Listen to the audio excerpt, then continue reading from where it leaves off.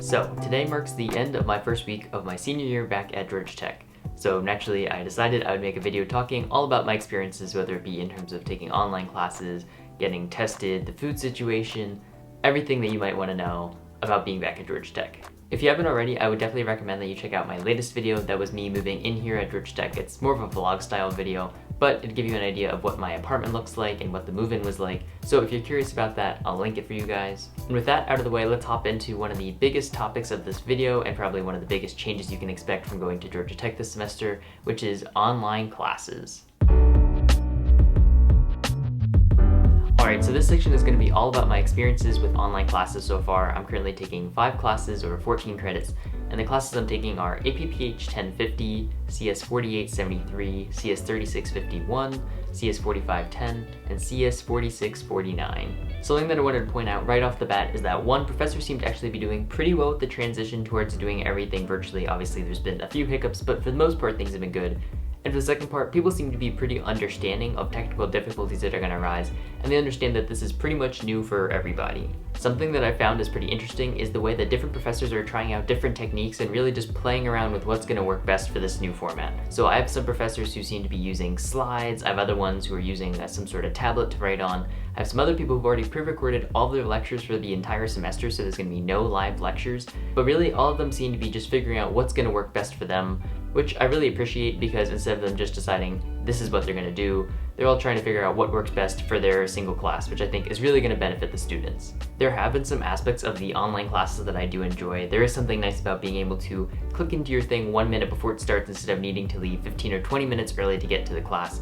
But I also miss the fact that I don't really go outside that much now, and I spend almost my entire day sitting in my room. Now, as some of you guys probably know, I had a remote internship this summer, so I'm pretty used to sitting there working in my room all day, but it still gets a little bit lonely just sitting there, not going into your classes and seeing your friends and getting to walk around the campus. And of course, potentially the biggest con is the fact that there's a lot less interaction between the professors and the students.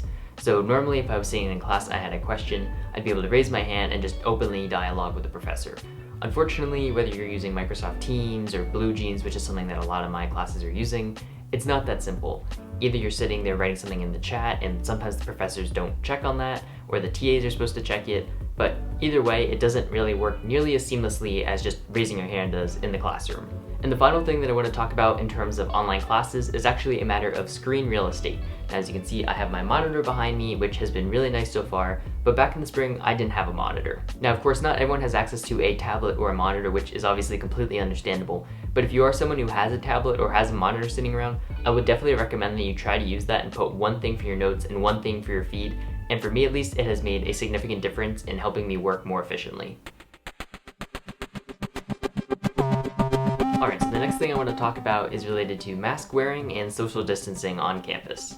Now, Georgia Tech has told us that in any common indoor spaces other than our individual rooms and apartments, we should be wearing masks at all times, and as far as I've seen, people have been doing really well with that. In terms of outside, I think when you're in groups or near anyone else, you should be wearing a mask. However, that is not always being followed. Unfortunately, I think one of the biggest culprits of this is probably related to exercise, whether it be on Stamps Field or whether it be when you're playing beach volleyball. Even though these people are often standing close together, unfortunately, since they're exercising, they're not typically wearing masks, and as a result, you do risk some of that transmission just from doing exercise with other people. I do think overall that people have been doing pretty well with social distancing, however, it tends to be more like people in one group are social distancing from people in another group, so if you're not social distancing within your own group, of course there's still some risk there, but for the most part, people seem to be doing pretty well. At least for me, it definitely has taken a little bit of getting used to wearing a mask pretty much all the time that I'm not in my room. For example, when I go to fill up my water bottle, even though it's within my apartment complex, I still have to put on the mask, but every once in a while it's really easy to just almost walk out your door without even realizing you gotta put the mask on first, just to go down the stairs and fill up your water bottle. So Georgia Tech has provided everyone with masks. On the first day, we got this mask, which I'm actually pretty happy with this mask. It's a little bit loose, but overall I think it's a pretty good one. It goes over the ears. The one that I'm not as happy with is the one you can go and pick up later. You can actually get 2 of these, but these are a lot more cheaply made, and I'm not entirely impressed with the coverage you get with them.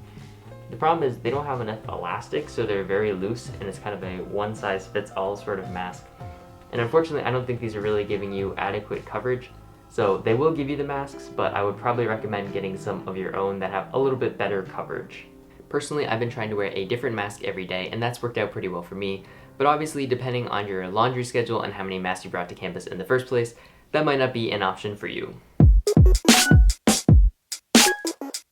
The next topic that I want to talk about is all about routine. Now, personally, I feel that having these online classes has actually allowed me to have a lot more flexibility in terms of my routine. This is partially because I can choose when to attend some of my classes, but also just because it's early on in the semester, I don't have a lot of other things going on, so I can pretty much dictate when I do what I want to do. Part of that is naturally going to be related to when you're eating your meals, but I decided that's probably a big enough topic that I can split it into its own section, so I'll talk about that next. But for me, one of the biggest things has been related to when I go to bed and when I wake up in the morning. So my sleep schedule back at home was 11 to 7, and that worked pretty well for me back then, and that's what I started doing in my first couple nights here. However, what I realized is I wasn't really getting that much done in the evenings, and as you guys probably know, I'm pretty big into productivity and just being more efficient in general. Alright, so I'm about to go to bed and it's not even 10 o'clock yet. I realized the past couple days that I wasn't really all that productive in the evenings, so I decided to try to be a little bit more productive. I'm just going to try to go to bed at 10 o'clock, skip some of that time in the evening that I just don't really get that much done, and get up at 6 o'clock in the morning.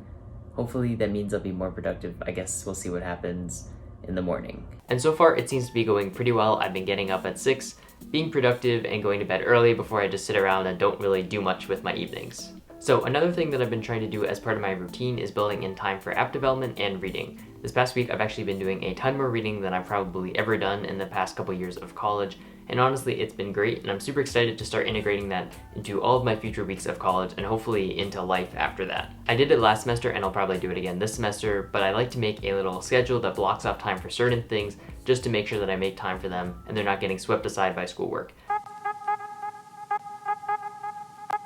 Alright, as promised, the next thing I want to talk about is food at Georgia Tech. Now, I can't speak to all of the places on campus because I've mostly been isolating myself to West Campus dining, but I'll talk a little bit about my experiences at West Village so far, as well as Wing Zone. Now, I do have to give West Village some credit for their preventative measures that they've been trying to take, which is putting down dots and arrows to try to prevent people from getting too close to each other and just in general trying to promote social distancing. The issue is there's too many people trying to eat there at the same times of day, and as a result, even if they're limiting the number of people who are inside and they're not all standing close together, there will be a huge line of people standing outside trying to get in who are not social distancing. West Village is also definitely favored towards freshmen or just people with meal plans in general. If you're spending dining dollars or you're spending your own money, expect to be spending about $12 on a combo, which for the food you're getting, I would definitely say is overpriced. They do have these things which are called $5 favorites, which can be pretty hit or miss. Some of them are good at some micro restaurants, some of them are bad. Typically, I think there's only about one per micro restaurant, which also doesn't give you a whole lot of options. But the one shining example has actually been Twisted Taco, which is not owned and run by Georgia Tech.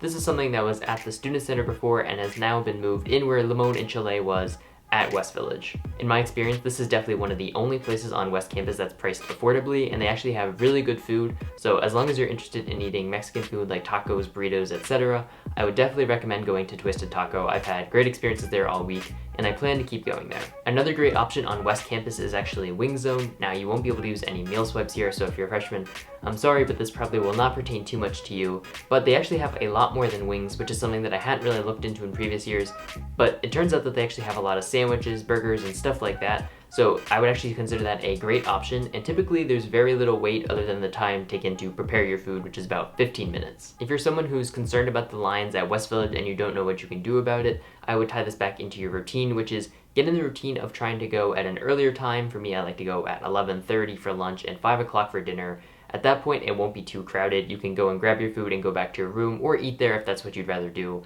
But that's going to prevent you from having to stand in that long line that seems to form a little bit later when everyone else starts going to get their food. And the final thing I want to talk about is testing at Georgia Tech. Now, there's two forms of testing, asymptomatic and symptomatic. Obviously, I only have experience with the asymptomatic testing because I haven't shown any symptoms, but I did get asymptomatic testing done last week. Specifically, I actually got my testing done on Sunday afternoon, and it's currently Friday when I'm recording this, and I still haven't gotten my results, which I'm a little bit concerned and confused about because they're claiming a 48-hour turnaround, so I'm hoping that this was just a fluke and that this isn't standard procedure, but who knows. So let's talk a little bit about the asymptomatic testing. So this is at the Cran parking deck, which is actually right next to Nelson Shell, so that's been super convenient. You may have to wait in a little bit of a line. When I went, I didn't have to, but I did see yesterday that there was a line to get in. You might have to register online if it's your first time, and then you'll go up, you'll show them your barcode showing that you registered. they'll give you a packet of supplies, and then all you have to do is you have to spit into a little cup and use a pipette to put it into your little container, and then you seal that up and you're pretty much good to go. Overall, the testing process was pretty easy and painless, and I think once you've done it more than once, it'll probably be a pretty quick process. Also, you'll get a little sticker from them, and if you show someone your sticker, I don't know how long they're going to keep doing this, but they'll give you a $5 gift card to Starbucks, so if you're someone who likes Starbucks, you should probably go get tested just to get your free gift card, to be honest. But I really do think they've been doing a pretty good job with that testing, other than the fact that I didn't get my results back, which I guess is probably the most important thing. But they have plexiglass set up, they have tables that are well spaced out, they have hand sanitizer, they have washing stations and everything like that. Basically, they have everything you would expect to try to keep people from infecting each other when they go to the testing site. Also, one more quick note before I wrap up this section. As I said, the asymptomatic testing is you spit in a cup and it's not at all intrusive, but I'm pretty sure if you're doing symptomatic testing, that's in another location, and you also have to do the nose sample, which I've heard is not pleasant and can be a little bit painful, so that's just something to keep in mind. They're not doing the same test at both locations, from what I've heard. Alright guys, that just about wraps up this video. If you got something out of it, please hit that thumbs up button, I really appreciate it, and if you're new here, consider subscribing for new videos every single week. That's it, thanks for watching, and I will catch you guys in the next one.